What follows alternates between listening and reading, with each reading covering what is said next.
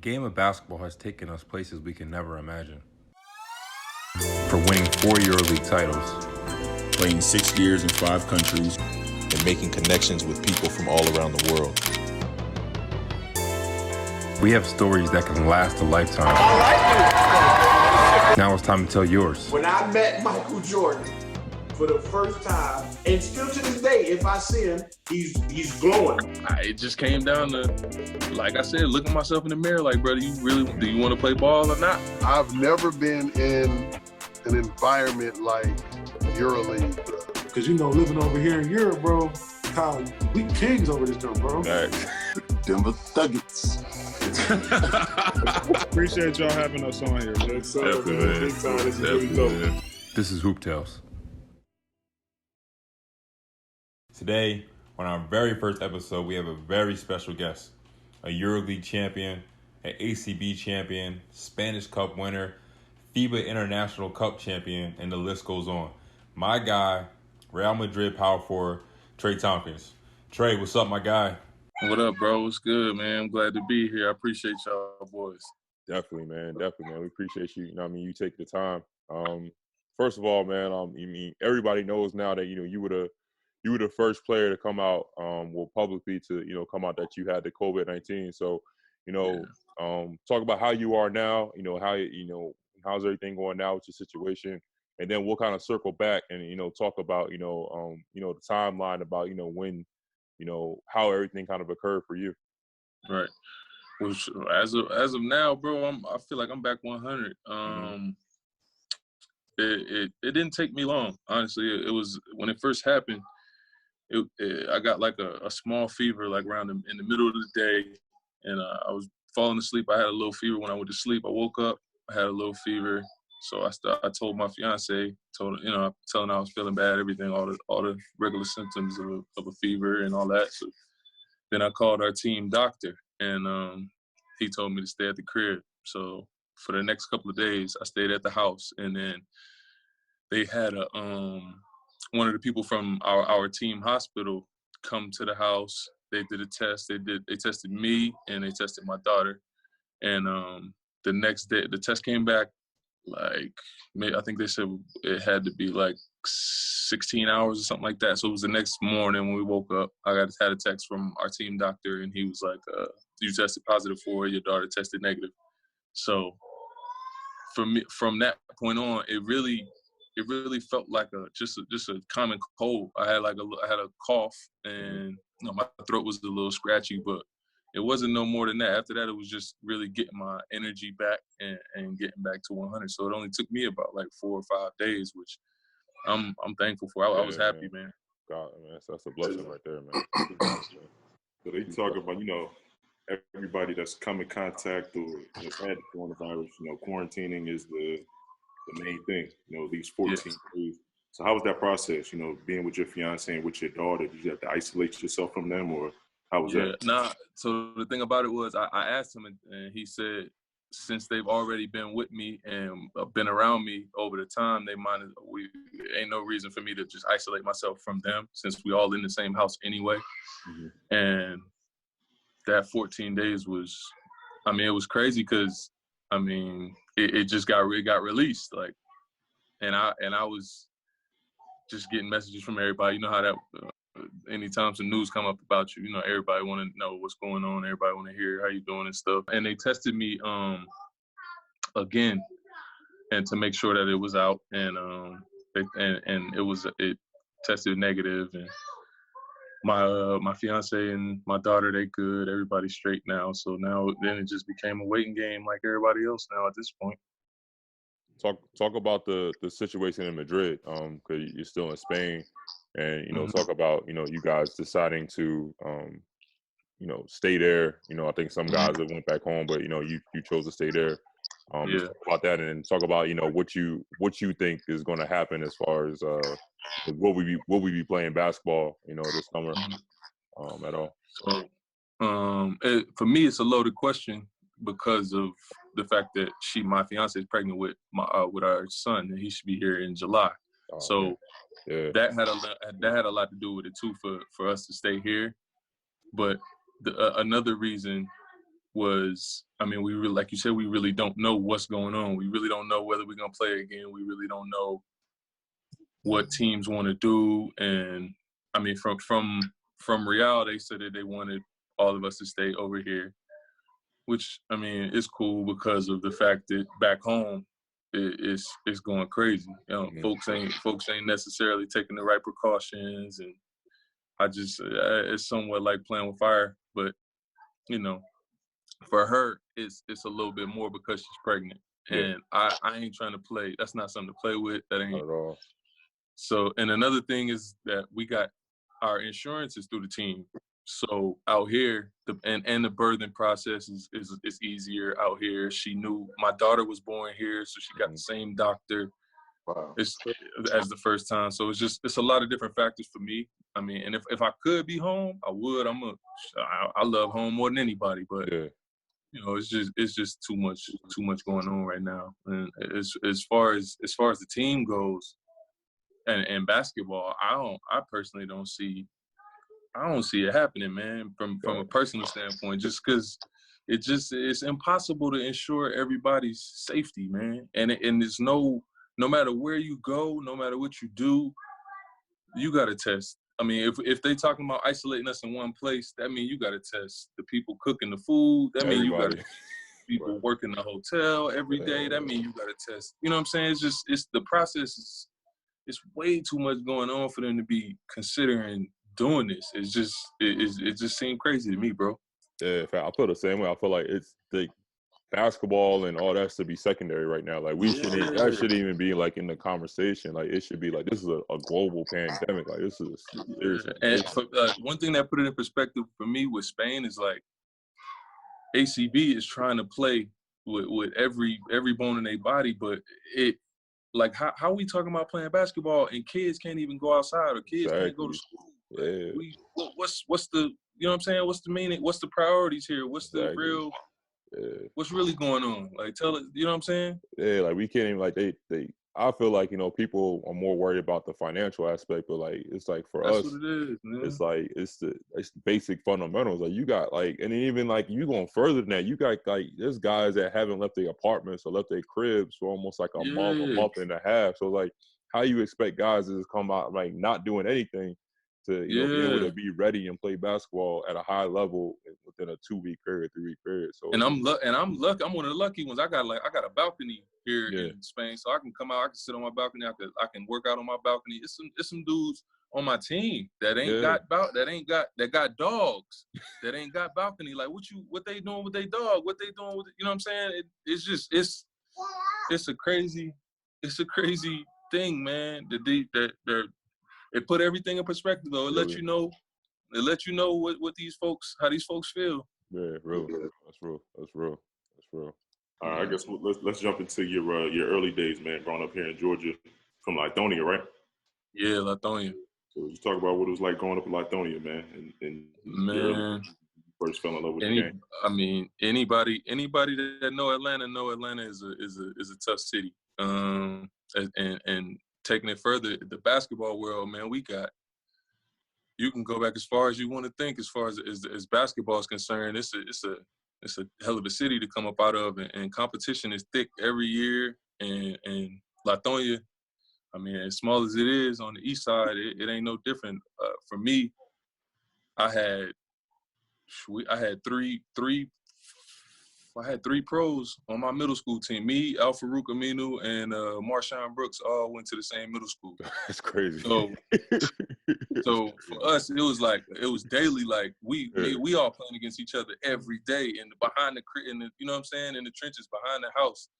We going to practice together. You know what I'm saying? We doing everything together. So we playing against each other every day, and then you go from there. You go from middle school. Y'all know the AAU circuit.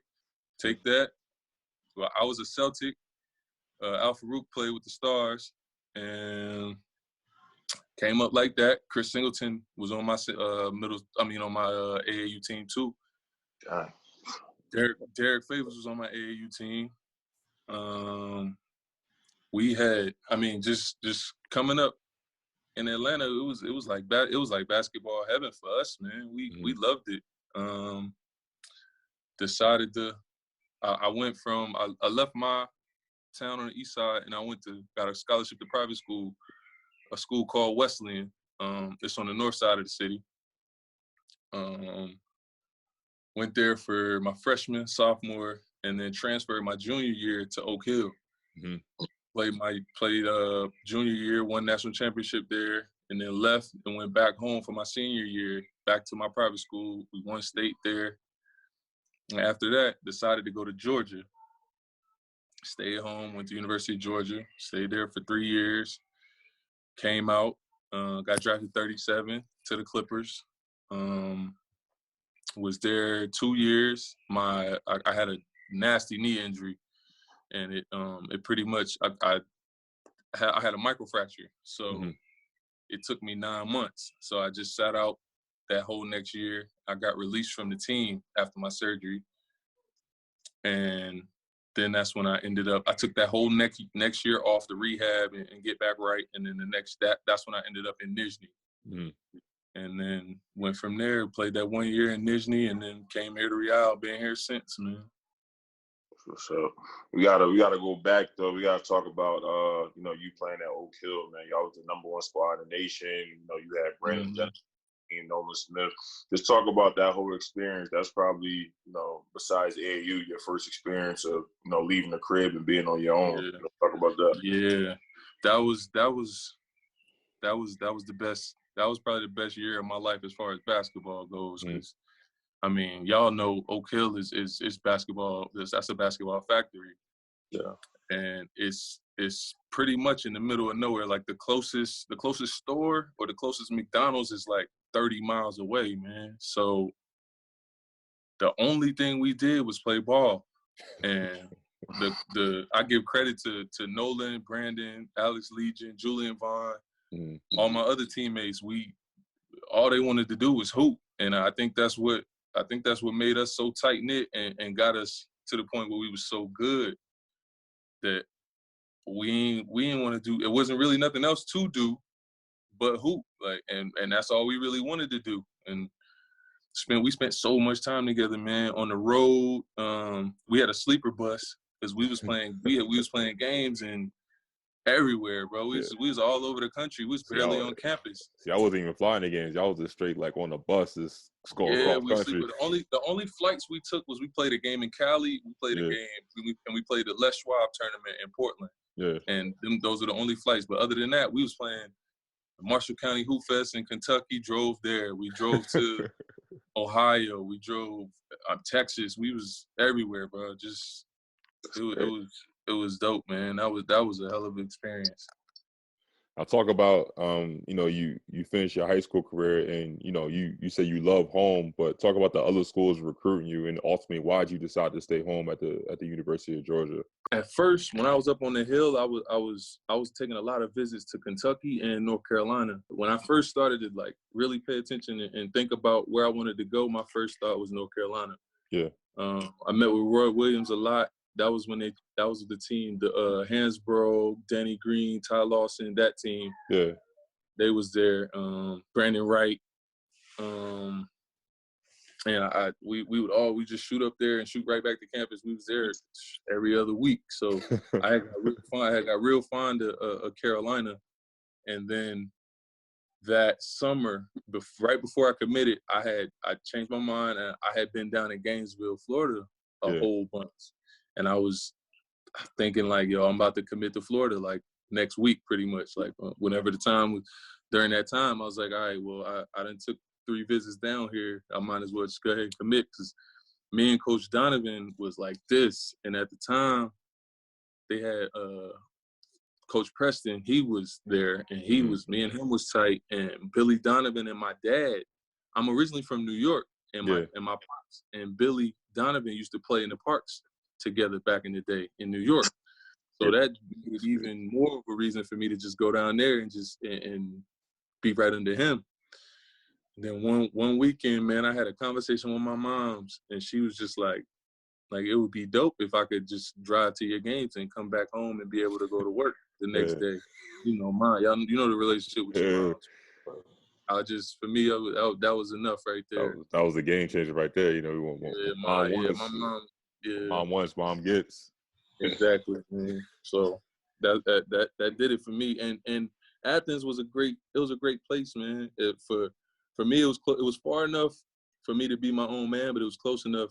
If I needed to get back, I could get back.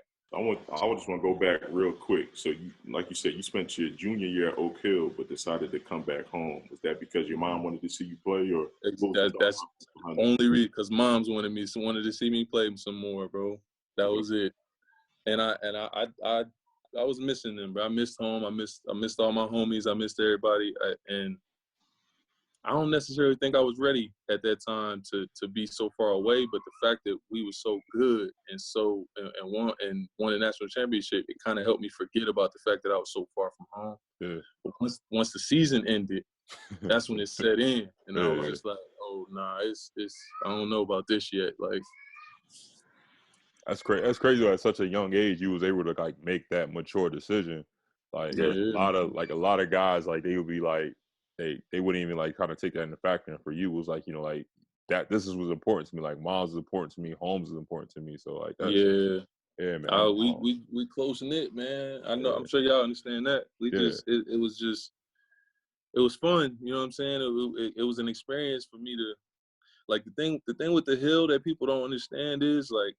We didn't get to – the only time we left campus was to go play ball, right? So there was a store on campus that everybody went to get whatever they needed for the week. Mm-hmm. They gave us like a small allowance. They gave us $20. Every student got $20 to go to this store, buy whatever you want, microwavable this, microwavable that, cereal, this, that, and the third. All that was like right there. Like walk 20 steps, go get it.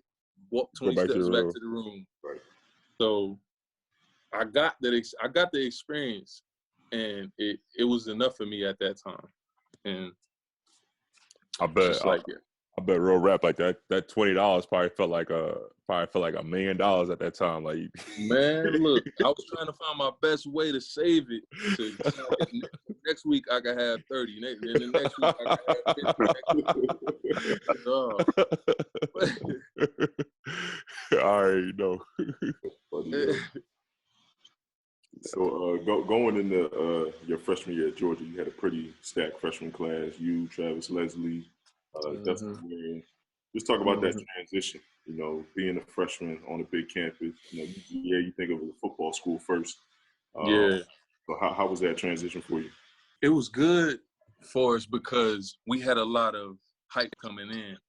Being that we was all Georgia boys, everybody knew us coming. Like it wasn't no secret about our careers in high school or nothing like that, and we all knew each other. And since the last real team that people paid attention to was, I think it was Jarvis and Jonas Hayes was that team. Mm-hmm.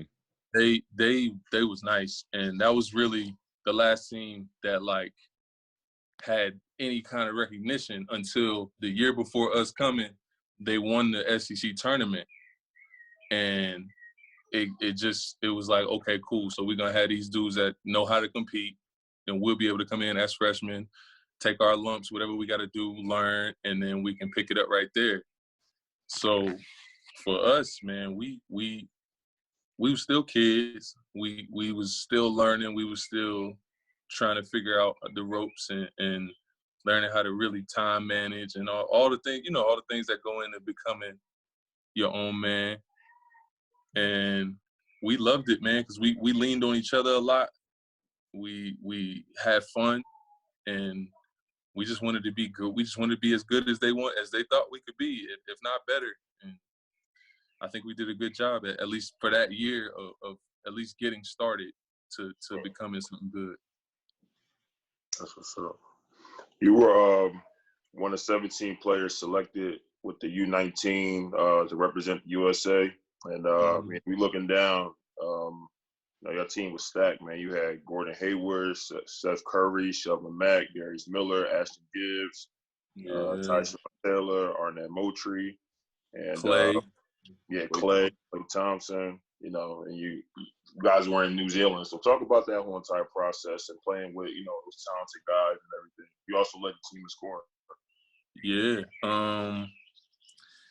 That group of people together was like, it was crazy because we gelled so fast, but none of us really had known each other like that beforehand. And the whole time we were in Colorado doing all our like training camp and preparations and stuff, and them picking the team and everything like that, it was so much laughs, man, right there on campus, staying, and it was so many other Olympians there doing training. Like it was swimming. It was a lot of swim guys there who were training for the Olympics. It was track and field guys there, and once we actually like bought in and understood how good we could be, we went to another level. We were training every day against the under 21 team. And they had like Jawan Johnson, Trevor Booker, like it's a whole bunch. Evan Turner, like Deion Thompson. They had a squad, and every day we was competing with them, and it was to the point now where we starting to beat these dudes, and we starting to like really catch our groove to where like how we gonna play, how we gonna go win gold. And once we took off to New Zealand, I already knew what it was. It was a wrap. Like we had spent so much time just up under each other, and you ain't got no choice but to learn how to play with somebody when you spend that much time with them. And New Zealand was like, being Team USA is a completely different experience when you're in a different country, because you rock stars. Ain't no like y'all the guys. Like y'all the ones that we come here to see, and that's what it was. Walking through the town, Auckland was dope, man. It was so dope. Everybody spoke English. Mm-hmm. It was like it was a whole experience, man. Playing against other dudes from different countries, seeing who was who, hearing noise about like Monte Eunice and Nico Papas, Papa Nicolau. It was a lot of hype going around, but for us, man, it was just like, bro, come on now, like we you know, you already know. we us, like, and we kept that swagger the whole time, and we won gold, man. We'll talk about like that feeling like y'all standing on the podium hearing the national anthem with that gold medal around your neck. Like that's like only a few people, you know what I mean, in this world get the opportunity to feel that. So let's talk about that, like how that felt for you. Yeah, that man, that was a blessing, man. That made me feel like I had accomplished a lot of things in my life, and to this day, that medal means a lot to me, man, because like I said, we put in so much work within like the time that we were there. Coach Dixon was killing us, man, and going through all of that with a group of guys that became brothers and was just tight, like from 1 to 13, man. It wasn't no fall off as far as the relationship, and the love between us was real. And being on that podium with those guys, man, I'll never forget that, bro. Never forget that. Now that experience obviously had to give you a lot of confidence going into your sophomore year. You led the team scoring and rebounding, and you almost entered the draft after your sophomore year. Talk about how you was feeling in that whole process, your second year in college. So normally during the summer I take time off. I did it since I was in a little kid playing ball, man. Summertime, whenever I got a chance to take time and just be a kid, I would do it. Yeah. And that going from that summer going into sophomore year, I didn't get that time off. I just kept playing ball and stayed in like the same shape that I was in from game time, from the gold medal game in New Zealand. So it kind of my rhythm and everything was already there. I was just a step ahead of anything that was happening at that time, and that confidence that I had, it never went anywhere. I never had any kind of doubt, and I just wanted to go to another level. And I knew that I started to hear from people like, oh, you can do this, you can do that, you can possibly get to the draft. So that just gave me a whole nother chip, that put in a whole nother chip on my shoulder to be what they think I can be. And once the time came to decide, I was literally like, it was like a last minute choice to stay in school. And honestly, like, I don't know why I stayed. Like, to be real with y'all, I got a loyal, it's to a fault, but I got a loyalty problem. Like, I like to leave places. Like, I like to leave a big mark. I like to, you know what I'm saying? I like to, if I tell somebody I'm gonna do something, I like to do it. And I felt like I owed a little bit more to Georgia and to my new coach, because coach had came in off of us. We had a bad year my freshman year, and our sophomore year was his first year coaching us. And him and I had built a great relationship. And he asked me, could I stay one more year? Because he knew what the deal was. And I was just like, Coach, I don't know. Coach, I don't know. I'm going to talk to my people. And we went to our end of the year banquet. And I was just like, man, I got one more in me. Like, I ain't in no rush. I can get better. I can become a better player. You know what I'm saying? I can possibly go up higher in the draft, whatever. And I was just like, Coach, I'll stay one more. You know what I'm saying? And it just became what it was. My pops wasn't that happy, but you know what I mean? I'm sure. Yeah, he was hot. But no, he understood though. At the end of the day, he understood, you know what I'm saying? I'll talk about, like you said, you came back and then y'all end up, having a great junior season and going to the NCAAs. Talk about that game versus, you and IT. That first round game of NCAAs, and then talk about, like, ultimately, you felt that it was time for you to kind of make that next move to enter the draft. Yeah. So initially at the beginning, like once preseason started, we had a preseason game against Clemson, and like a scrimmage against Clemson, and I rolled my ankle real bad. So that kind of put like a halt on me, and it kind of broke, like, you understand, y'all know what an injury would do, so you would just take time to come back from it. Broke your rhythm. Yeah, so with that, it just drove me more to get back where I could have gotten, where I was before, but it took a little longer than I wanted it to. Not, you know what I'm saying it was a bad thing, because I had to, you know what I'm saying, it is what it is. Had to go through that, had to use that and as fuel to keep moving forward. And we had a great year, man. We ended up getting ranked in the top 25 for a little while. And then we made it to the tournament. And me and IT had a relationship since high school. And knowing once I found out we was playing against Washington, I wanted to murder him. And he had the same thing to me. Like, we talked beforehand, like, bro, I'm coming at your neck. Like, okay, bro, I know it. Like, what you expect me to do? I'm gonna do the same thing.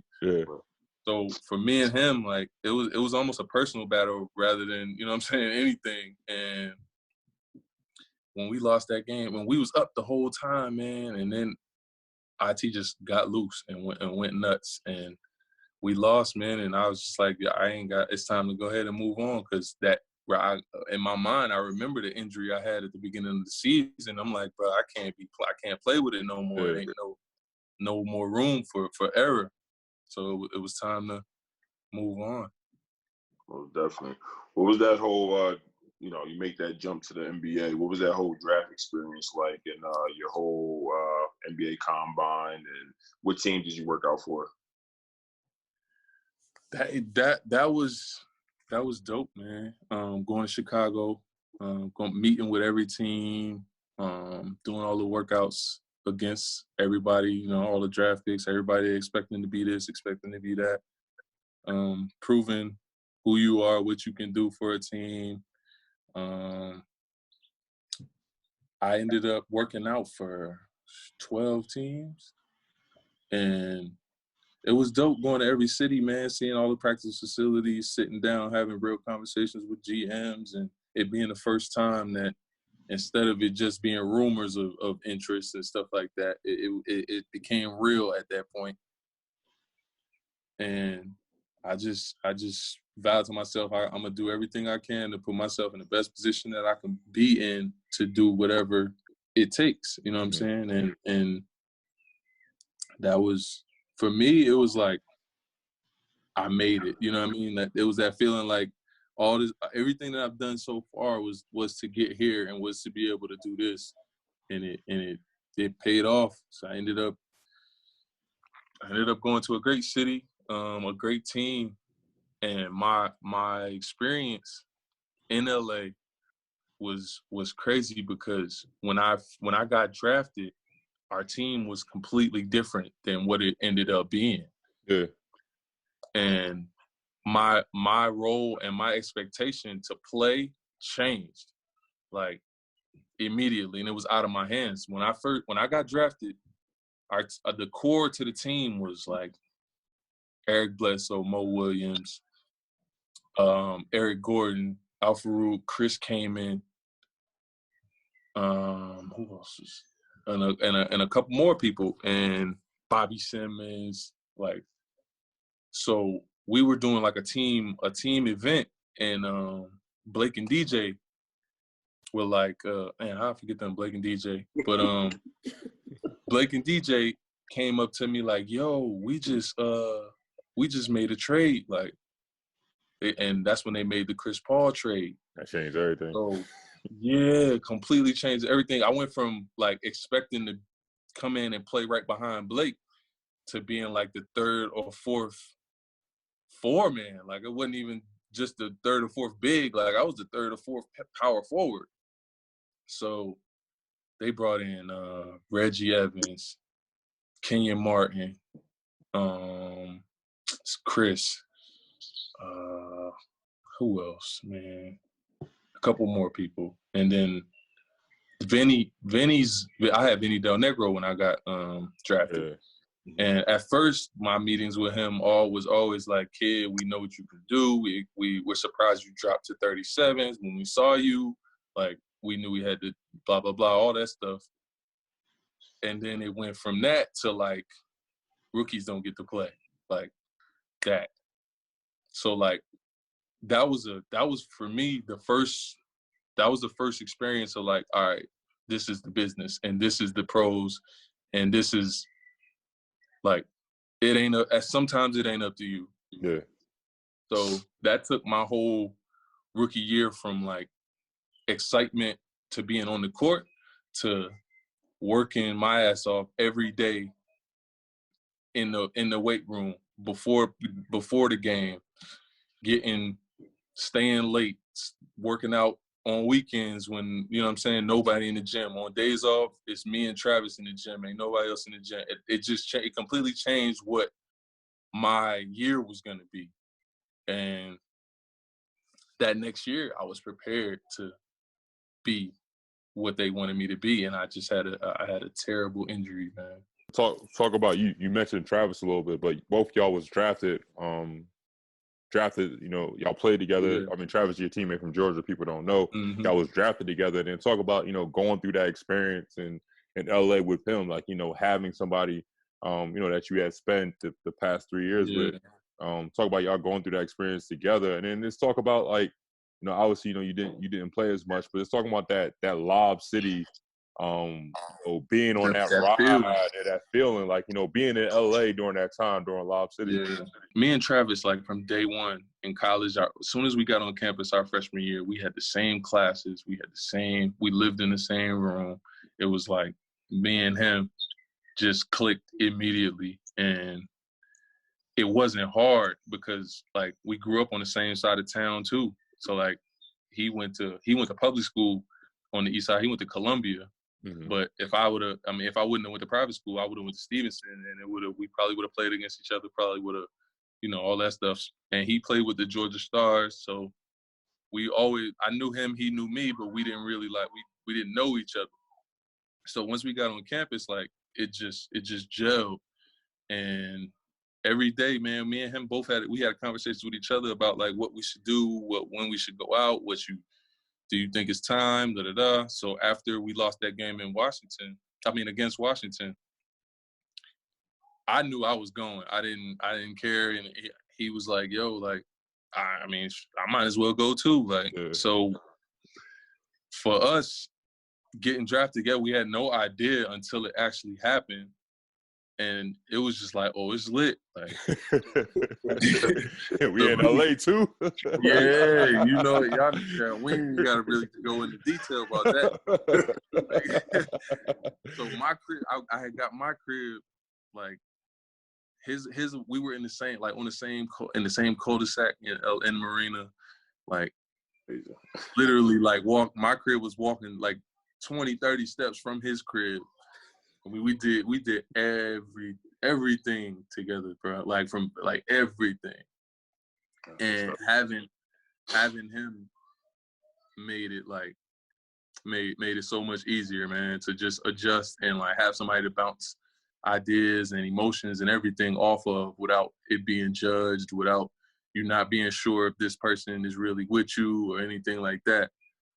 And then on top of that, once that trade was made and everybody started yelling out that Lob City, like being the young boys on that team was like heaven, because like folks don't really understand. Like all they do is hear the press, and once you get like a little bit of press of them saying like you're doing more than anyone expected you to, like you're the sleeping.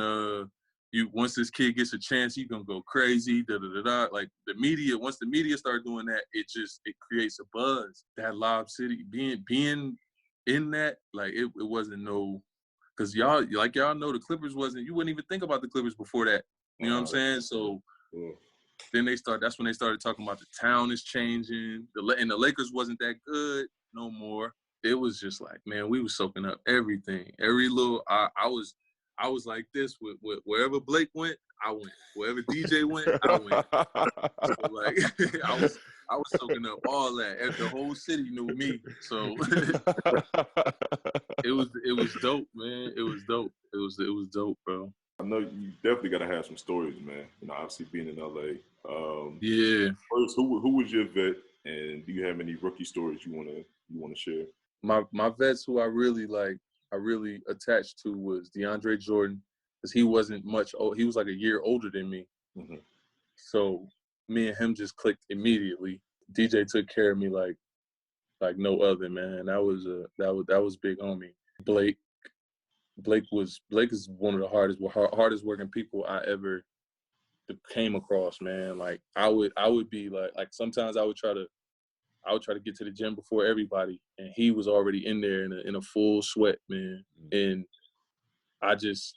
he did it on a daily, like some days that one day you wake up, you like, man, I ain't with this today. Like I forced myself to go. On that day, he was in there in a full, and I'm just like, bro, if this man, you know what I'm saying? If this man can do it, like, why can't I do it? Off the court, I learned a lot from Mo Williams.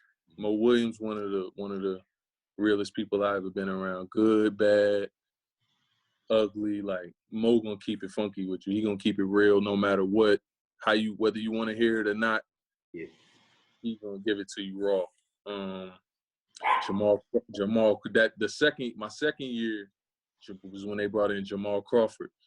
Jamal Crawford, one of the best people I ever came across, man. He funny, one of the funniest dudes in the world.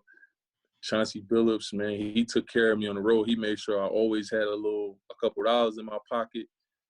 Made sure, you know what I'm saying? He was that guy. CP just used to.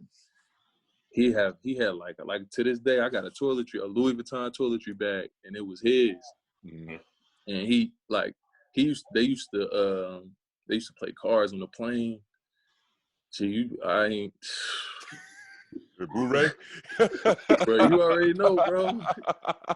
Bro, I'm sitting on the plane, and like they make me, like they used to make me help the stewardess like pass out the food. No, which is cool, rookie, whatever. But like when I would just like sometimes I'd take a nap. We flying from LA to Atlanta. I'm taking a nap right on the plane. I roll over. It's my whole paycheck on the table right there, like, and I'm just like, yo, what? Like, this how y'all? So the thing about the Louis bag was that's what CP kept his money in for the Blu-ray. He kept his money in that Louis pouch, right? So he ended up one night he getting hit over the head. He emptied out the Louis bag. He like, man, I don't even want to look at this no more. He like, here, Rook. He just threw me the Louis bag, right? So I'm like, it's my first, you know what I'm saying? Like, it's me, of course. Appreciate it. Yeah. So that Matt Barnes is one of the best teammates ever because Matt don't care about management. He don't care about nothing, none of the politics, none of that. Matt don't care about none of that. Matt got your back. Matt, he gonna tell it raw. He gonna keep it real. To this day, me and Matt still chop it up every now and again. And him and his podcast just alone tells the truth, like about who he is and what type of guy. That's Matt all through and through. He'll fight with you. He'll laugh with you. All that. So my experiences, man, with my OGs man. Look, one story. I don't know if y'all knew this, but Caron Butler, Caron, man, I sat next to him on the plane, and Caron would just tell me little stuff to help me become a better pro and things like that. But everywhere we went, no matter what was going on, right before the game, I didn't get to take a nap. I had to go get a bag of peppermints and a handful of straws everywhere we went. Like, it didn't matter what city, what time we landed, none of that don't matter. I need a handful of straws and a bag of peppermints. And every time I brought it to him, he broke me off. He took care of me. Yeah. But for me, it was just like, bro, like, what you need a handful of straws for, bro? And then, like, I just did this, like, 2 nights ago. Like, you ain't got no more of the straws that I just went and got you? But, no, rookie duties, man. You gotta go get the plate. Gotta have the hot food on the plane before the plane take off. Like, I'm in the car. I'm speeding down the road. I got a ticket one time flying to the airport from getting food. One day I had to get Randy's Donuts right there in Inglewood. Yeah. And bro, I'm flying back to the private side of the airport. I get pulled over. I calls our team operations guy. I put him on the phone. He like they like, all right, kid, go ahead. But I mean, like, little stuff like that, man. And I can't go into detail the way I really want to about certain stories. Y'all boys know what's going on. I mean, I learned a lot from that team, man. I learned how to be a pro, man. For real, I really learned how to be a pro. I know you said something about getting injured and all that. You had it was a bone bruise, right? Real bad. Nah, it was diagnosed as a bone bruise, but I ended up having a microfracture. Microfracture. Okay, yeah. Okay. So how was that whole process and all that whole rehab process? So it happened in our first game of summer league, going into my second season. I came down, I blocked the shot and passed the ball in the air at the same time, and I just landed wrong. So like once it happened, I got up. I'm like gingerly walking a little bit. So then I just walked off to the side. So for me, it wasn't really pain in my knee where it was the worst part. I had like hyperextended my ankle. So my ankle was what was killing me. So that's what I initially thought was wrong. I was in a boot for the rest of summer league. Once we got back to LA, I went got MRIs, got X-rays, everything, and it came back as like a deep bone bruise. Okay, normally bone bruises take no more than 4 to 6 weeks. So once the 4 to 6 weeks was up, I tried to start practicing. And I'm like, yo, my knee is killing me. Like in one little spot. It wasn't like it wasn't like it swelled up or anything like that. It was nothing like that. It was just, yo, this is killing me. Like, why does it feel like this? So sat down, took another like 4 weeks, same thing. Yo, it's killing me. This is not like, I don't think, now I'm starting to think like, yo, there's no way this is a bone bruise. Like it's impossible for it to be that. So during that time was when we had Grant Hill too. So I'm on the sideline with Grant Hill. Grant just keeping my spirits up. I'm working out with him, doing all the same things he was doing because he was injured too. And he was helping me get through, like, just mentally, like, not breaking down. And once like it got to around like April, that's when the team was like, look, we love you. Like, we want to keep you around, but it's just not, like, we can't right now. We got to make some moves because we're trying to make a real playoff push, championship push, which was, as for me, that broke my heart. You know what I'm saying? I ain't never been cut from nothing in my life. Right. So went back home, was in my apartment in LA for about 2 weeks. My agent at the time, Arn Tellum, he came to me and was like, I got another doctor who I want you to go see. So I went and saw Dr. Stedman in Vail, Colorado, with my dad. We went out there, and he looked at me and he was like, okay, this is a microfracture, right? So he's like, go ahead, let's prepare him for surgery. 2 days later, had the surgery. And it was one of them surgeries to where, like, you legit cannot, like, put any weight. Like, you can't do, there's no type of nothing. Like, when I tell you, you got one leg, you really got one leg. And I had to, at night for 7 weeks, I had this machine that, like, bent my knee. It did like the bend the knee motion. It did this motion in the middle of the night. I had to do that for in the middle of the night. It had to be for 10 hours. 10 hours? So I had to sleep. Like, I would be laying in the hotel bed just watching TV, and this machine was just bending my knee back and forth, Then I leave, I come up out of that. My pops was there with me, so he helped me the whole time. Come up out of that, go into the rehab center at the hospital, did my rehab. I was there with Ed Reed. Ed Reed was there doing his rehab too. Chopped it up with him a lot. He had a bad knee injury too. He was, you know what I'm saying, he helped me mentally too during that time. But yeah, for 7 weeks, same thing, over and over and over. And after I got, like, the clearance to leave, I went back to LA. We had a rehab center not too, like, walking distance from the airport, and our practice facility, or the Clippers practice facility, was right there. So I lived right there. It was right next to my apartment. Did some rehab there, and then after that, once I got back to the point where I could, like, jog, I flew back to Atlanta. I started working out with one of my trainers that I grew up training with. And it was like literally step by step, like step slides, like step slide into a jump shot. And then, like, but it wasn't like no speed. It was like literally like you take a step, like learn how to walk again type stuff. And did that for as long as I could do it. And once my agent came down and he saw, you know what I'm saying, where I was at, and he made the call. He asked me to come back to LA. So I went back to LA so that he could watch me and keep a tab on me training and things like that. And right after that was when I got the call from Nizhny. But that was the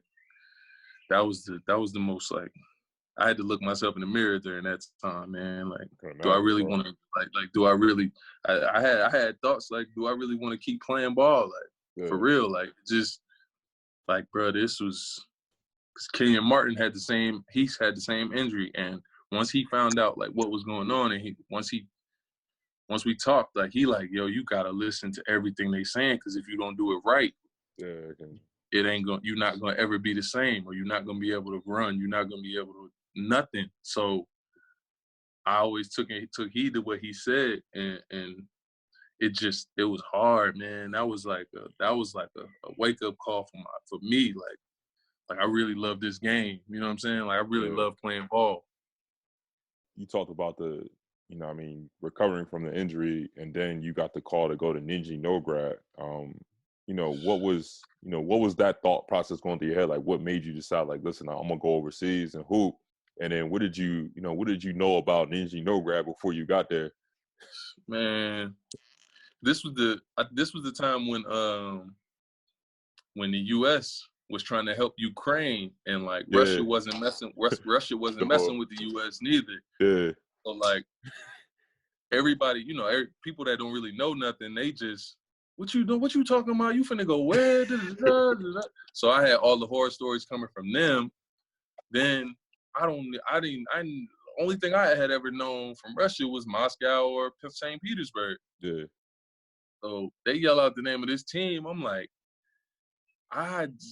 what? Like, what you mean? Like, where? Like, what you talking about? Like, what? And for me, it just came down to, like I said, looking at myself in the mirror, like, brother, do you want to play ball or not? Like, because this is the only thing. This ain't nobody was going to touch me because they was afraid of my injury. Mm-hmm. And Nizhny just took a chance. Like, they needed a player. That was their one of their, I don't know if it was the first year or like they had just got back in the EuroLeague or whatever. It was their first year. Yeah, the first year. So they needed a player, and I went out there, and when I got there, man, that was the biggest culture shock ever, man. Bro. Like, bro, we coming from LA, coming from anywhere, bro. Cause we put that's y'all never been to Nizhny Novgorod. Like, I mean, no, like, it's a nice city, but like for what it is, like when we play Nizhny, I know guys that are from Nizhny. They like, oh man, we got to go back to Nizhny. Like when we like, it's not. It's not. I can't. See, I'm glad Kyle right there, because he can, like, he had to come in. You know what I'm saying? You know. Yeah.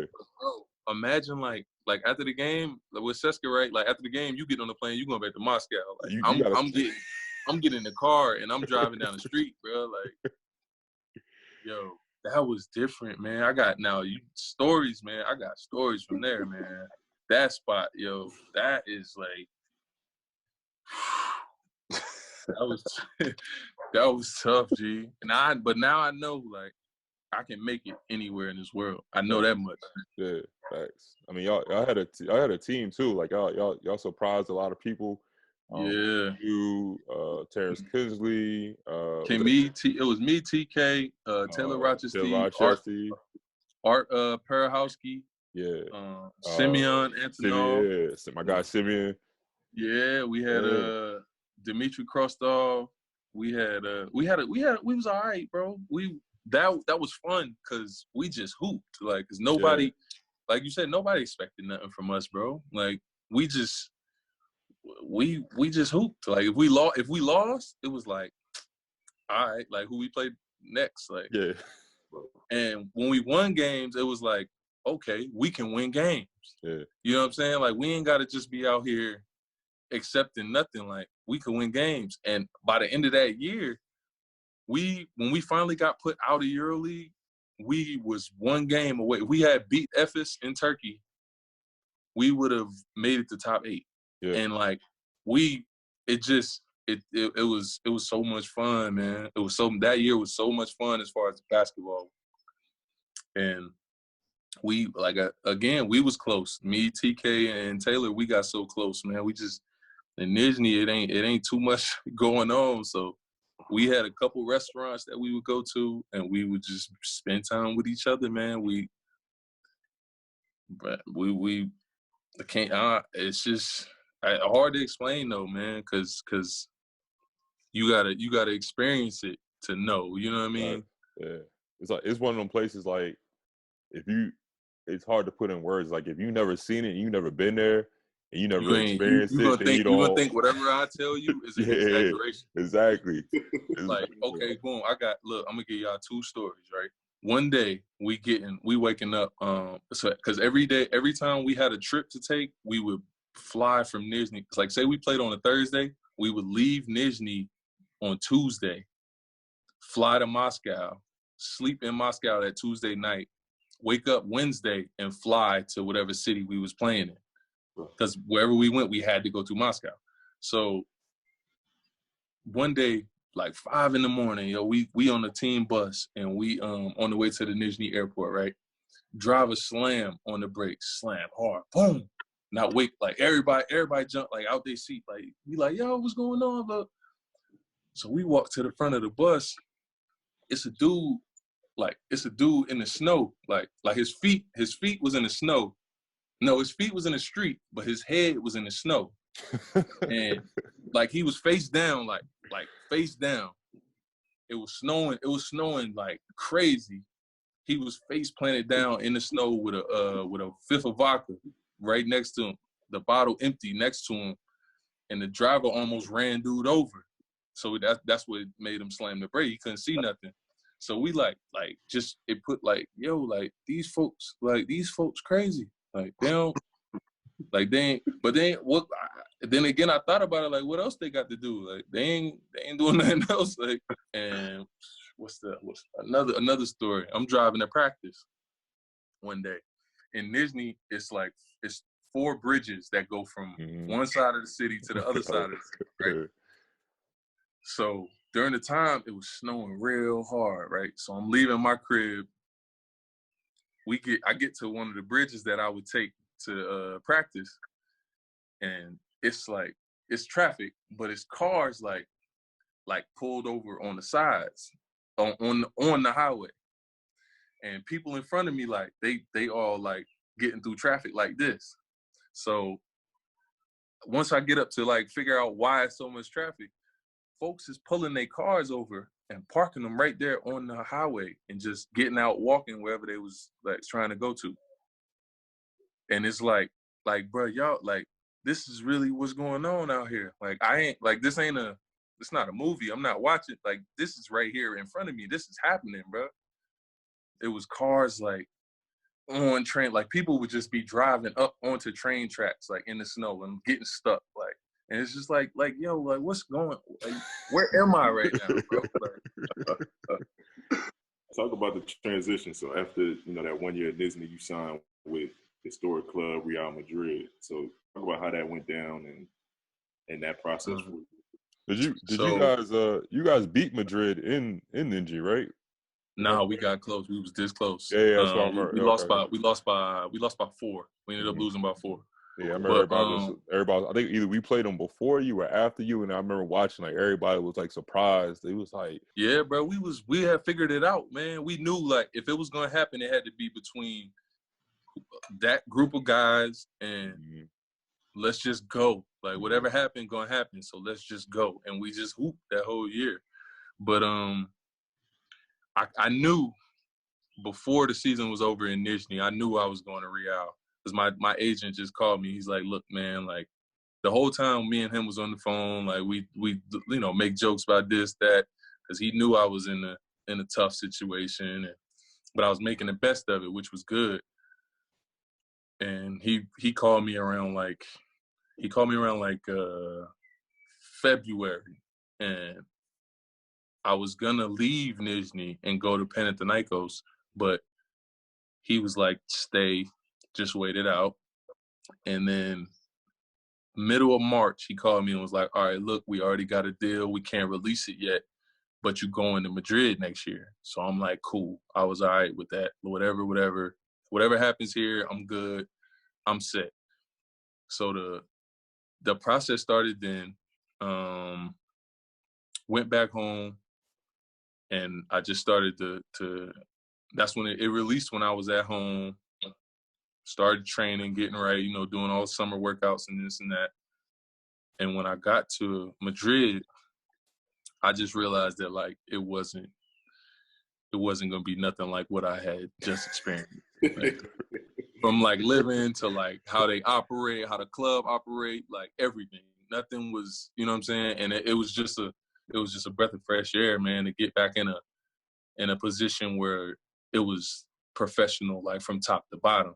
I embraced it, man. I knew who my teammates were because of the year before, and I knew it was gonna be dope to play with all them dudes. We had a tournament, the Intercontinental tournament in Brazil coming up. So we went out there to Brazil, and that was like a preseason tournament, and I played well. And my feelings just were, I was just happy, man. It was like I said, breath of fresh air, man, to be in a situation with like, again, playing with dudes that can really play ball, and dudes that were coming off one of the best, like if not the best year in Real Madrid history. Like they won that year. They won every title. Yeah. So I was happy, man. I felt good. I love, to this day, I love playing for Pablo. It was easy to form relationships with guys, though all the guys pretty much spoke good English. I caught on to Spanish real quick, just listening to the guys talk in the locker room. And it started to feel like a good situation, man, a real good situation. So you said you got caught on the Spanish real quick, so you can speak it a little bit and understand it. Yeah, I'm good. I'm good. What's up. It ain't that hard, man. Once you start hearing it every day, like y'all know, once you hear something every day and you start to I'm not a guy, like I don't like reading books and learning through books, like, because that's just not how people speak. Yeah. These folks ain't out here talking like a book teaches you how. That ain't how it go. Like I want to hear how Sergi talked to Chacho. I want to hear how Chacho talked to Rudy. I want to hear, you know what I'm saying? Like that helped me learn the real way to speak Spanish. And I got a tutor for the little things, but she couldn't even speak English, so it was a rap for that. It was a rap for her, and I just leaned on myself again, and I figured it out. Talk about the competition, your teammates that you're playing with. Did that help your game? Like, just for you to go in there, do your thing, make it a lot easier for you playing with some of the best guards in all of Europe. You got some other How was that? Yeah, so that was an adjustment for me, for real, because the year before in Nizhny, like I was like, it was coming straight through me. Everything was coming through me. It wasn't it would go through me, and if I can't do it, I'll give the ball to Taylor. And if Taylor can't do it, Taylor gonna give it to TK. If TK can't do it, he gonna probably give it back to me, and then I'm gonna find Big Art or something, like, you know what I'm saying? But like here, it's completely different. The ball goes through certain people here, and for me, I had to check my ego at the door and understand that you're a part of a puzzle here. And this puzzle is successful. So it don't matter what you thinking, what you trying to do.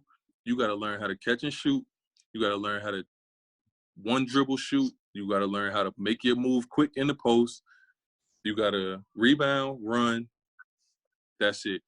I understood it. And that was another level of being a pro that I hadn't had to deal with yet. But it honestly made me a better player. Madrid has a system, a culture, and it's like if you don't buy into that culture, then it's like you out of here. You're not gonna be successful. Because like I remember, Draper's one of my homeboys, and it was like Draper will only play the third quarter, and like even like situations like there'd be some games like you get going in the ACB, and then you might not even suit up for EuroLeague. Might not even touch the floor. You might even touch the floor. So like talk, like you said, you mentioned a little bit, but talk about that. And then also talk about Pablo Lasso. Like just talk about, him as a coach, what you learned from him, what went off the court, because he's definitely one of the, legendary figures in Europe. And I always hear great things about him as a coach and as a person, throughout all of Europe. The thing about playing here and being an American is there's rules and restrictions on Americans as far as the ACB goes. So it messes up your rhythm completely, because like you could have played, like you said, I could have got 15 and whatever the night before in EuroLeague, and Pablo come tap me on the leg like, yo, you sitting tonight, I'm gonna play Gustavo and this one and that one instead. So I learned how to be ready for at any point in time. Like my rhythm it wasn't an issue anymore, because it was something that I didn't control. Like once I stopped being able to control it, I stopped worrying about it. Yeah. And it made me better, man. And mentally it helped me learn how to deal with a lot of different situations, like on and off the court. And it was never a knock to me whether I was whether I was good enough or anything like that. And that initially, that was something that I had to look in the mirror and ask myself too, was like, man, am I not am I not good enough to play? Like, what is it? What's the reason for me to sit? You know what I'm saying? What's the then he would always, Pablo and all our coaches would always remind me like it ain't about that. And it took me a while for me to actually accept that it wasn't about that, because just I can hoop, like, you know what I mean? I feel like I could do this better than anybody. Like, why am I not? So that was a big deal for me at first, but once I nipped it, it was great. And as far as Pablo, man, he's one of the players, coaches that nobody, I don't know if my transition would have been as easy if I wasn't playing for him. It's like he ain't one of those guys that demands you to put basketball before anything. Like he's a player's coach. Like he's a human being. Like rather before anything. And there would be days when I was struggling with the sitting and playing and sitting, and he came up to me and was like, yo, do you still enjoy playing ball? Like, do you still want to play ball? Like, do you still?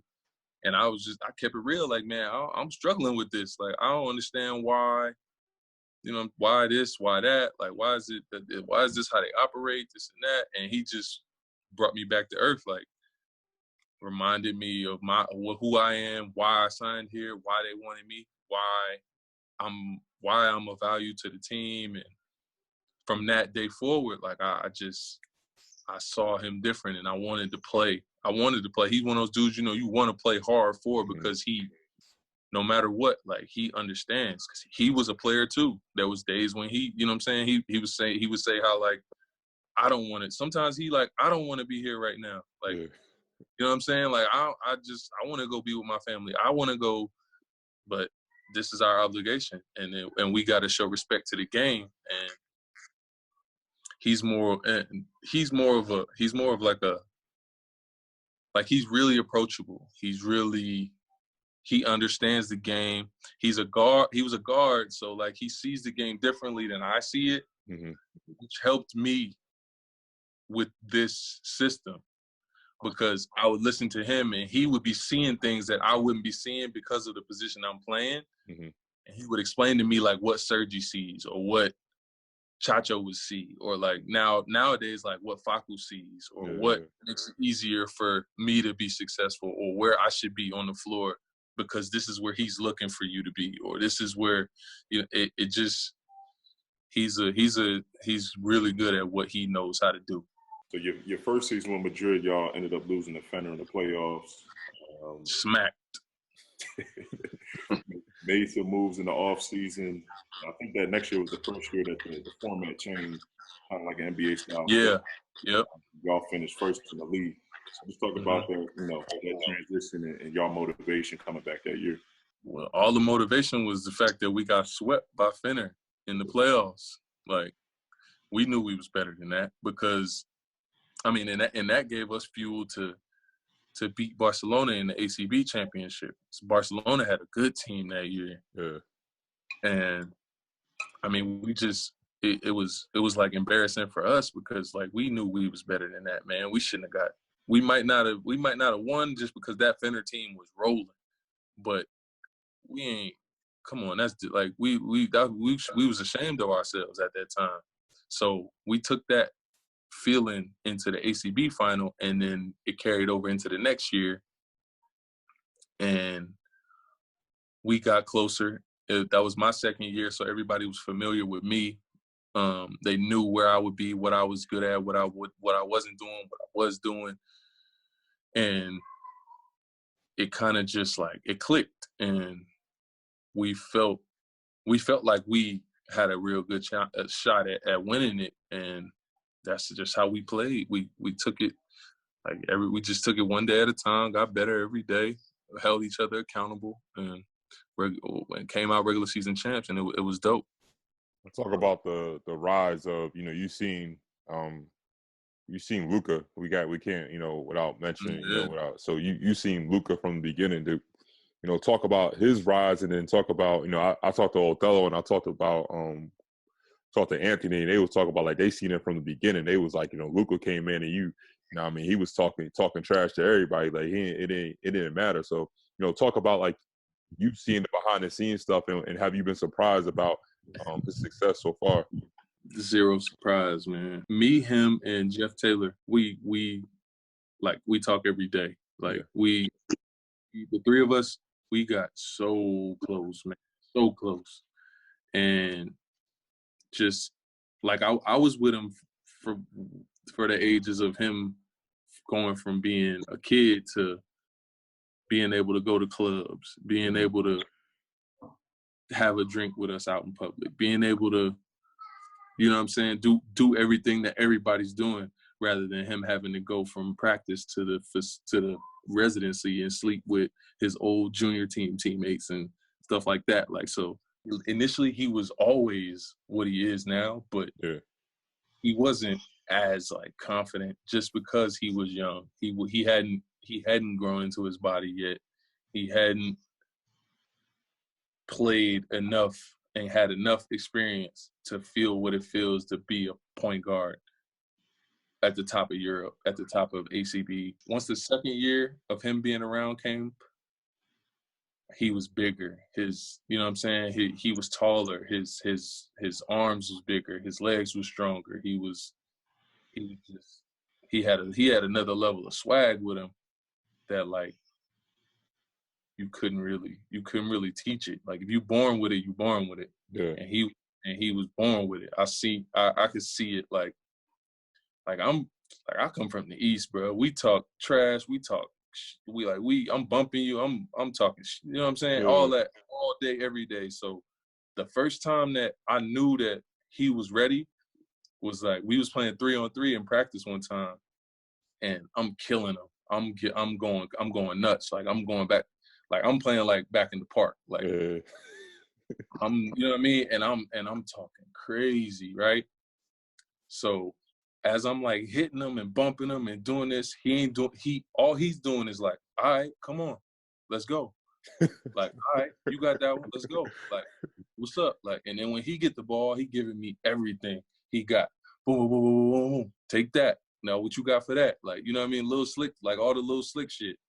Like, so now I'm like, oh, okay, yeah, he ready. Like, he ain't scared. He ain't none of that. So then that next year came, it was a wrap for everybody. Mm-hmm. It was like, the kid is here now. Like, he gonna go, like, he going ahead and take his place as the man. Like, made history. You know, like, give him the ball, let him do what he gonna do, and he'll make us all better. Like, and that's exactly what he did, bro. He cold, bro. He a dog. He got that dog in him. Like, and people don't remember too, like that year, like y'all lost. I think that was the year. Is the year that's the year the Chacho leave that year, and then Chacho left the year before, but and then Sergi got messed hurt. his knee up. So like it was like literally, it was just like it was him. It was like, his show. It was him and Facu. Yeah. It was and at one point Facu had got hurt. Yeah, but this is a different Facu. Like he was coming. I think he had just came back from he was loaned out to somewhere or something like that. It's not like Yeah, it wasn't like how he is now. Like obviously now, like, it wasn't. He was like both of them was kind of like unheralded. Like nobody knew the situation. Nobody knew. So we'll be on a bus. Like say we going somewhere about to fly to like Greece or something. Like we be watching highlights of like NBA highlights, and I just say something slick to Jeff like, "Yo, he ain't ready." Like, look, like Russ, Dame, Kyrie. I can't wait to see Luka play again. They gonna kill his ass. I can't wait, bro. I can't wait. And he would like be sitting there like almost like he about to tear up. Like he like, but like not on no like sad. Like he ready. He like, oh word. Like ready to throw hands. All right, watch this. And like we go to play Olympiacos and he'll go nuts. And then we'll get on the plane and he'd be like I'm not playing, like this ain't like. So I'm like, all right, cool. Then the whole next day to come back, I'm like, yo, I can't wait to see CP put the ball through this nigga legs and drop him. Like I can't wait to see Curry. You know what I'm saying? Like I just used to mess with him because I wanted him to be what he is right now. I couldn't wait to see it. And I was gonna say, what was that? Was there a moment or a specific game that Luka had where he was like, all right, yeah, this is it. Like he's gonna be that dude. It wasn't a game. It was practice. Okay. It was practice because, like, for me, after like every day, me and Jeff we get shots up after practice, and Luka always wanted to be right there with us. Like he always wanted to. And then once we finished shooting, he like, all right, but like I want to like do this too, like, and then I want to like do this too, and then. So, like, me, I'm like, I'm dead, but I'm not going to quit. You know what I mean? So I'm like, yeah, let's do it. Like, come on, let's do it. And the whole time, I'm like, bro, this kid is going to be, like, I can't wait. You know what I'm saying? Like, I can't wait to see him tear the NBA apart. Because, like, everything he did in Europe, he did that with so much less space and so much more contact and so much more physicality. Like, people don't like Europe is way more physical than the league, like, and people don't understand that. And when they would ask me like, "What you think about the kid? What you think about the kid?" I wouldn't even. I'm just like, "You gonna see? Just wait. Like you gonna see? Like just wait." And then about 20 games into the NBA season, everybody, "Oh, you was right. You called it right on the head." Like nigga, I told y'all. Like I went through. I did it. I tested him myself, like, you know what I mean? Like, I was testing him every day. Like, I know he ready. I know he finna tear y'all apart. You gotta talk about that 2017-2018 championship season. So, yeah. Going right into that, I mean, every year the ultimate goal is to, win that title, win that championship. But how was it? How was the whole Final Four experience? Like we had said earlier, like we was dealing with injury like crazy. That whole year, like it was if Anthony had something with his ankle, and then like Gustavo messed up his shoulder, and then Sergi had his knee messed up. He wasn't there the whole year, and then Facu messed up his. So for us, it was like we kind of was like limping through the year in a sense, but we never lost confidence in the fact that like we know if we full power. We can beat anybody, and we can be the best team in Europe, and that's when if I'm not mistaken, that's when Onion Kuzmic got hurt, and that's when Eddie came to the team, and that was a whole nother dynamic in itself too. So we had to get Eddie. Eddie had to learn how to play with all of us and figure out what was going on the same way we all had to. And that took time. So initially, like going into playoffs against Panathinaikos, we know we good, but this Panathinaikos team is dangerous, yo. Like they had Chris, Mike, Loyeski, Nick Kalathis, Marcus Denman. Yeah, that team. Wow. They had a squad. So like they had James Gish, Adrian Payne. And they had home court advantage, right? Or we went there first. Yeah. And they beat us. So we go in and they beat us by 30 the first game. Yeah, I remember. Like they came out. It was 20-0 in the first quarter, like at one point. I remember that game. I remember that.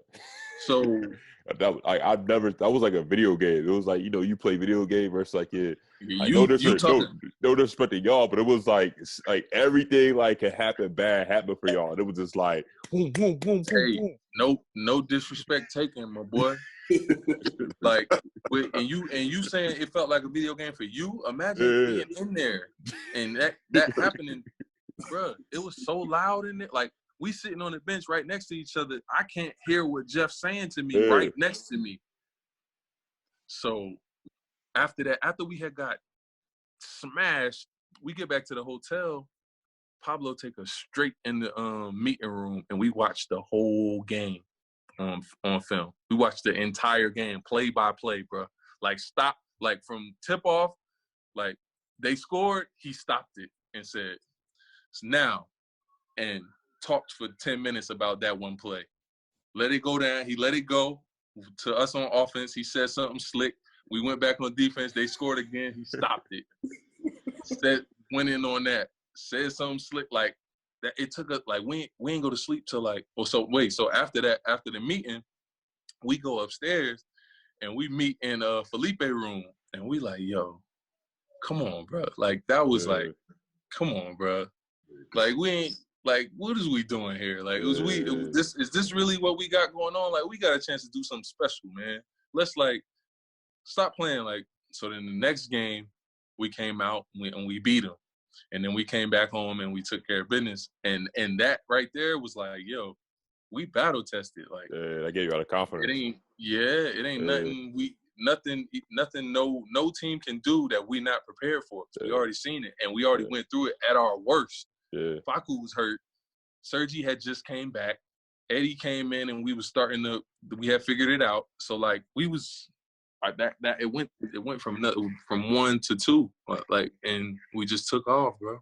That was low key how we felt last year. Like the same. It was almost like a similar situation. It was like once we got to the fall, we were just like, yo, there was nobody. Ain't nobody, like we ain't worried. Like you get down in the third and you like, no, we cool. Like it ain't nothing to worry about. We about to win. Yeah. So talk about. I mean, when y'all won it, y'all finally won it in 2018, and that championship celebration and that feeling, collectively of like, everybody like y'all was finally champions after the last couple of years of y'all going through the Final Four defeats and all that. Talk about that. Man, once we won it, it was like a weight off of our shoulders because we all felt pressure just because of like we was so talented, man, and we felt like we should have done that sooner because of just the names that we always had on our roster, like the guys we had, like we should have. That's how we felt, but like anything, we also knew anything could happen. You know what I'm saying? And things didn't go our way. And we wanted to make sure that it went our way.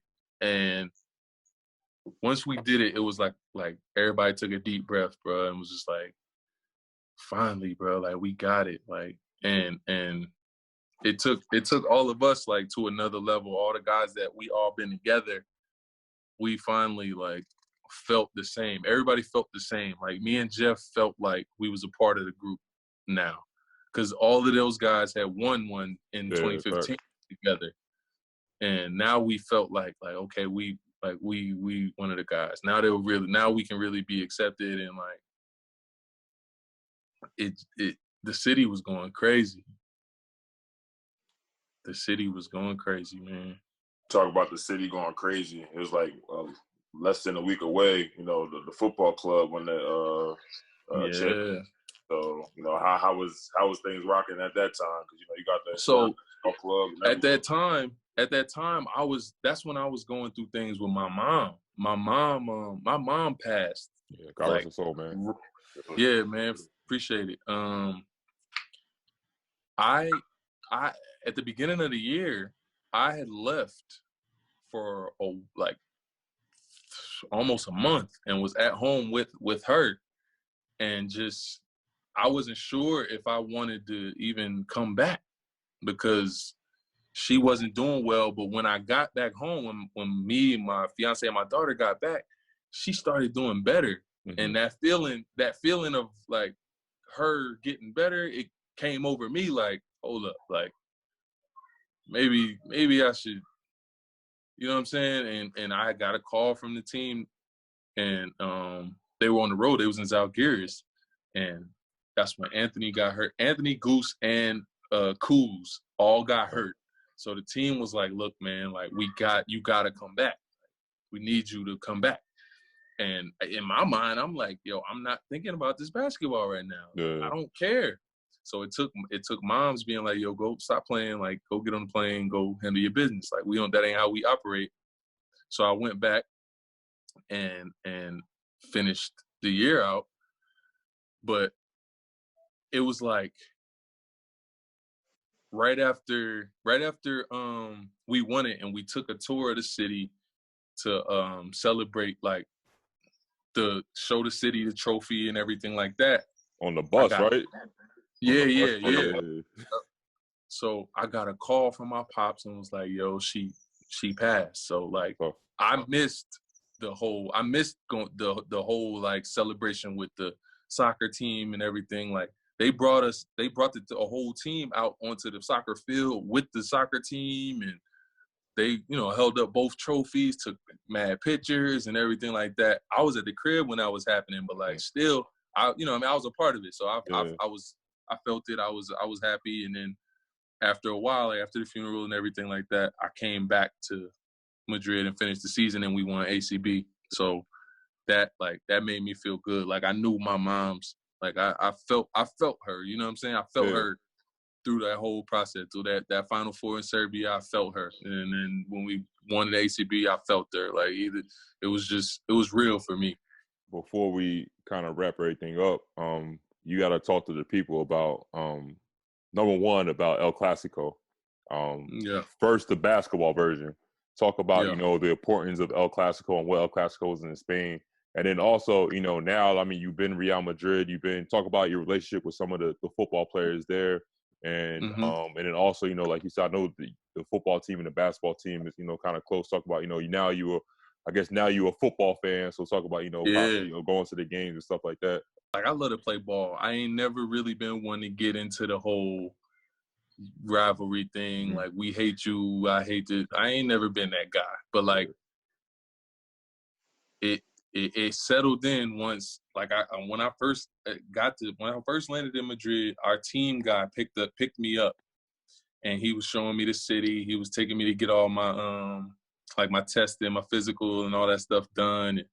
So I tap him. I'm like, yo, like what's the how big of a deal is like Real versus Barcelona?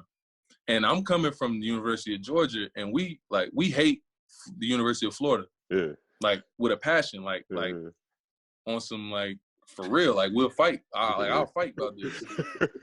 Yo,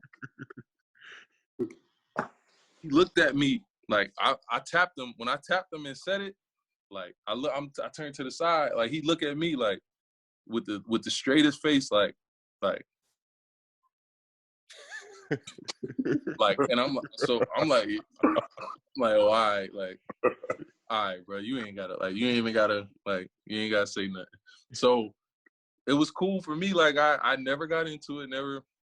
Then Barcelona came to Madrid, and they beat us, but like it was going crazy in the gym, and like it had never gone crazy. Like our fans, our fans don't like our fans is like they appreciate the game to where like if somebody on the other team make a good play, they might celebrate with that dude like for his nice play. Yeah, fact. But like when Barcelona came around, yo, it was like, yo, dude, they spitting at the bench.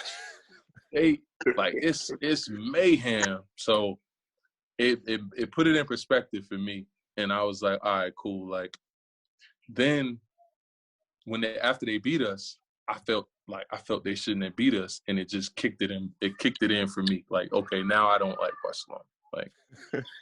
Like, I don't. And now over the years, it's just been like, it's just grown and grown and grown. And like now every time Ante Tomic would do anything, if he touched the ball, he getting booed. When they call his name in the lineups to introduce the team at first, he getting booed. So like, it's real. So like, we went to, it was King's Cup in Gran Canaria.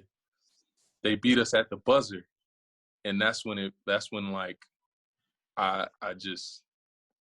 can't, like, I don't, you know what I'm saying? Like, I can't. It's different like, now. I can't really, like, I don't even like saying their team name no more. Like, my homies, like, I got real homies, like, that play with Barcelona. Like, I got, like, me and Chris Singleton literally been playing together since we was 10 years old. Like, when Chris played for Barcelona, I did not like Chris didn't like me, and I didn't like Chris. It was deep, what it was. It's that deep. So, yeah, like real deep, bro. And I never been that guy. I'm cool, laid back, calm. Like, I never been that guy, bro. And it was in perspective. And then going to one of the soccer games, like the week before, I went and got like some treatment at the soccer facilities. They got all the anything you need, any type of treatment thing, like they got it. So I'm over there and I'm doing like a hot cold thing with the tubs, and Ronaldo walks in. So he buddy cool though. Buddy, like he could sit here on his call with us. Like, he a cool dude. Cool.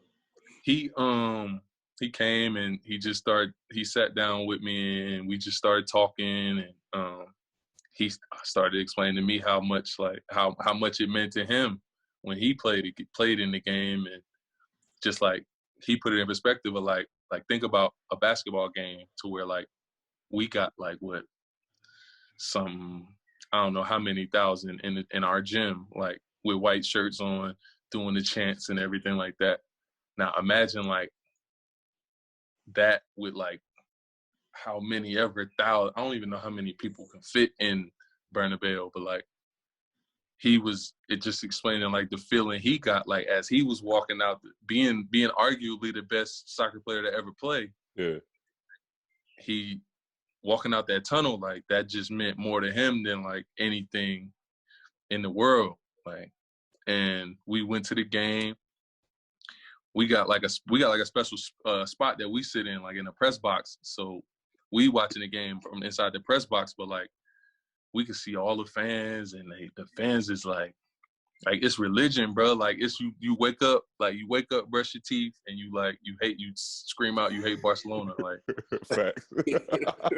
and it real. But like I got kind of cool with him.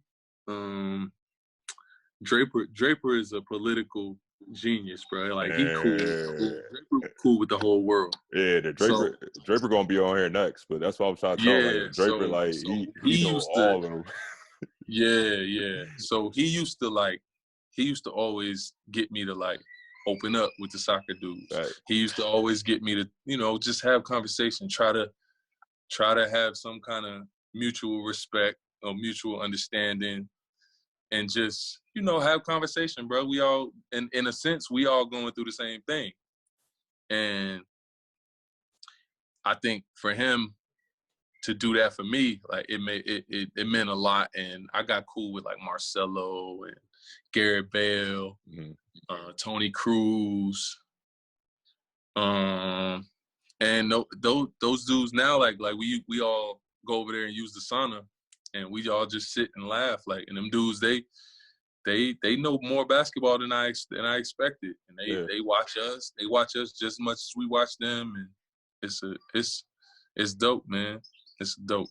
Now, as a guy that got drafted, making up the ultimate team, had a chance to play in the NBA, but you've had a successful career overseas as well. Do you have any, thoughts or do you want to get back to the league, or do you see yourself finishing your career in Europe?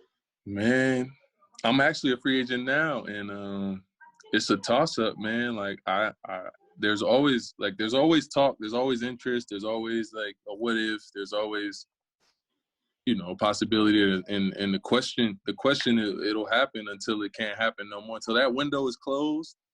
That's definitely a conversation, and I've had plenty of conversations now, especially with it might not, the season possibly not coming back. Like, it's become a real thing, and the timelines match up, because everything don't work out the way you always want it to. If timelines match up and everything, I'm willing to do whatever, man. Because as a kid, like we all dreamed of playing in the league, bro. Like we didn't grow up thinking about playing for CSKA or Real Madrid or wherever. Like it's just that part of you that just won't go away until they like, all right, like no, like you too old or you're not in demand or whatever it may be. That feeling will be there forever. So I mean, we'll see. I ain't had. I'm open to whatever, man. Lastly, before we head out, man, like I said, you've been somebody that's been through all walks of everything throughout this journey, your basketball journey. So what advice would you give to to younger hoopers, or just younger people out there just want to be successful in life in general?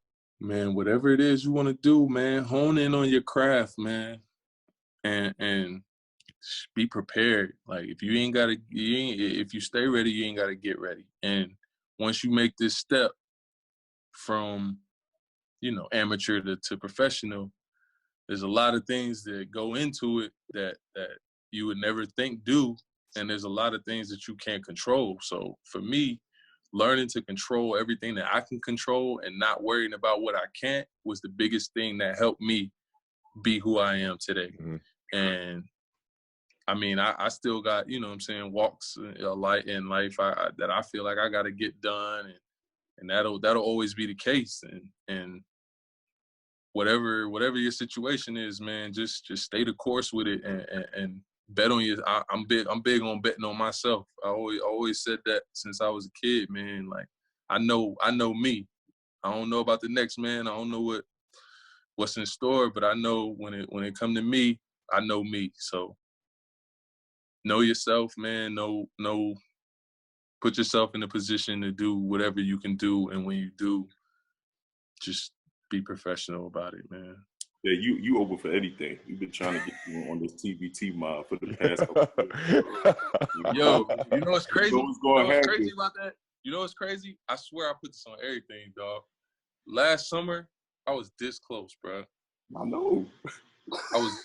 I swear I was this close, bro. We needed you too, bro. But my thing, and yo, I'm sitting in LA watching it, bro. I'm like, yo, because I'm literally watching like the five that's on the court, and I'm like, bro, if that was me, like it would just flow a little bit like smoother. Oh, we did it like a full like space the floor out. It was me and Dunstan, so it was like we y'all right on top of each other. Trust me, bro. I'm sitting there watching it, bro, and I'm like, yo, if that was me and Kyle or me and Brian instead of Brian and Kyle, like it would have been so much more space for Mike to do Mike. Yeah. It would have been so much more space for you to do you, me to do me. I swear, dog. I swear that I got all three of y'all on the line at the same time. I swear. Now we gotta see what happened and how everything play out. Yeah. But like, y'all shoot me that call, man. I ain't gonna. I promise I'm gonna answer the phone. If anything, I promise I'm gonna answer the phone. All right, my guy. I appreciate you, man. We appreciate you. You know what I mean? Taking the time, man. Yo, good. I needed this, man. Yeah, facts, bro. Facts, bro. Other bases, man. Facts, bro. We all know we all in this situation. So I mean, hopefully everything get better. You know what I mean? Our wishes and our prayers go out to your family, not only your family here, but your family back in the A in Georgia. So same, bro. Man, keep in touch, bro. You already know. I mean, hopefully we seen each other sooner than later. We get back to being, you know what I mean, everything being normal. But until then, bro, you know what I mean, stay safe. You know what I mean? For sure. Y'all boys do the same, man. For real.